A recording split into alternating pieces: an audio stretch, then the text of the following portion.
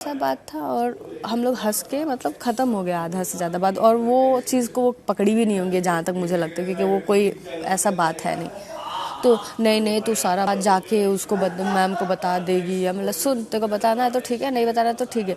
नीलम हुई तानिया से नाराज, कुनिका संग बैठकर की तानिया की बीचिंग। वेल कलर्स के most popular show big boss 19 में तानिया को लेकर नीलम कुनिका को बताती हैं कि कैसे तानिया उन पर शक कर रही है और उनसे बात शेयर करने में डर रही है। उन्होंने शहबाज की बात जो घर वालों को बता दी, जिसके बाद तानिया उन्हें डांटते हुए भी नजर आई कि वो शहबाज की बात घर वालों के सामने नहीं बतानी चाहिए थी। लेकिन नीलम कुनिका को बताती है कि उन्हें बिल्कुल भी गिल्ट फील नहीं हो रहा है। उन्होंने जो शहबाज की बात घर वालों के सामने की वो मस्ती में ही बताई थी। साथ ही दोनों तानिया को लेकर पीछे करते हुए नजर आए और तानिया की बुराई करते हुए नजर आए। वेल आपको क्या लगता है, तानिया कुनिका और नीलम की जो दोस्ती है वो आगे तक जाएगी या नहीं? हमें कमेंट सेक्शन में कमेंट कर अपनी राय जरूर बताएं। इस तरह की अपडेट के लिए हमारे चैनल को लाइक एंड सब्सक्राइब करना ना भूलें।